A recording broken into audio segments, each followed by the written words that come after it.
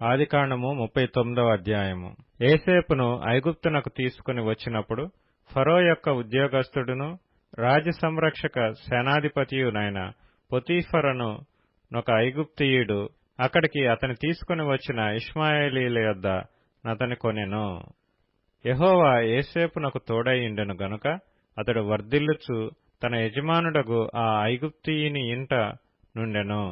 యెహోవా అతనికి తోడైయుండెననియు అతడు చేసినదంతయు అతని చేతిలో యెహోవా సఫలము చేసెననియు అతని యజమానుడు చూచినప్పుడు యోసేపు మీద అతనికి కటాక్షము కలిగెను గనుక అతని యొద్ద పరిచర్య చేయువాడాయెను. మరియు అతడు తన ఇంటి మీద విచారణకర్తగా అతన్ని నియమించి తనకు కలిగినదంతయు అతని చేతికి అప్పగించెను.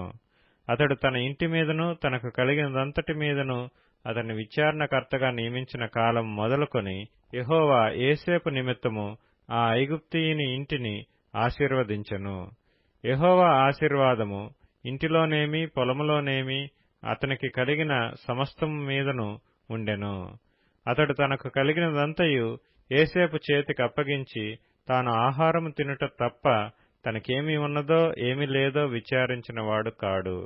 యోసేపు రూపవంతుడును సుందరుడునై ఉండెను.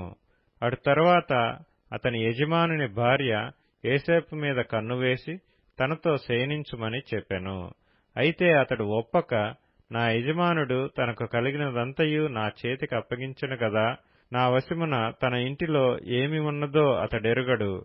ఈ ఇంటిలో నాకంటే పైవాడు ఎవడనూ లేడు. నీవు అతని భార్యవైనందున నిన్ను తప్ప మరి దేనిని నాకప్పగింపక ఉండలేదు.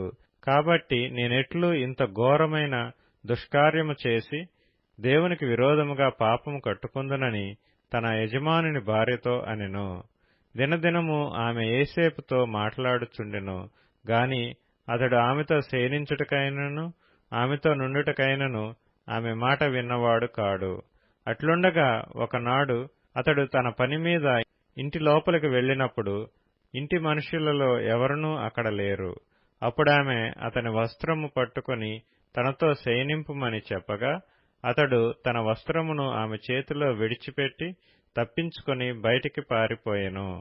అతడు తన వస్త్రమును ఆమె చేతిలో విడిచి తప్పించుకొని పోవుట ఆమె చూచినప్పుడు తన ఇంటి మనుషులను పిలిచి, చూడుడి, అతడు మనలను ఎగతాళి చేయుటకు ఒక హెబ్రీయుని మన యొద్దకు తెచ్చియున్నాడు.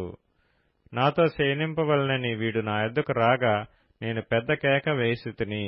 నేను బిగ్గరగా కేక వేయుట వాడు విని నా దగ్గర తన వస్త్రమును విడిచిపెట్టి తప్పించుకొని బయటికి పారిపోయెనని వారితో చెప్పి అతని యజమానుడు ఇంటికి వచ్చు వరకు అతని వస్త్రము తన దగ్గర ఉంచుకొనెను.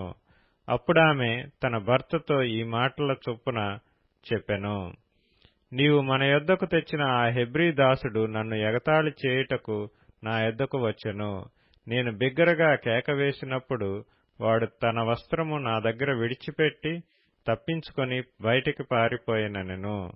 కాబట్టి అతని యజమానుడు ఇట్లు నీ దాసుడు నన్ను చేసినని తన భార్య తనతో చెప్పిన మాటలు విన్నప్పుడు కోపంతో మండిపడి అతనిని పట్టుకొని రాజు ఖైదీలు బంధింపబడు చెరసాలలో వేయించెను.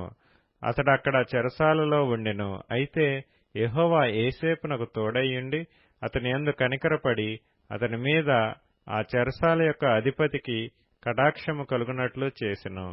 చెరసాల అధిపతి ఆ చెరసాలలోనున్న ఖైదీలనందరినీ యోసేపు చేతికి అప్పగించెను. వారక్కడ ఏమి చేసిరో అదంతయు అతడే చేయించువాడు. యెహోవా అతనికి తోడైయుండెను గనుక ఆ చెరసాల అధిపతి అతని చేతికి అప్పగింపబడిన దేని గూర్చియు విచారణ చేయకుండెను. అతడు చేయునది యావత్తు యెహోవా సఫలమగునట్లు చేసెను.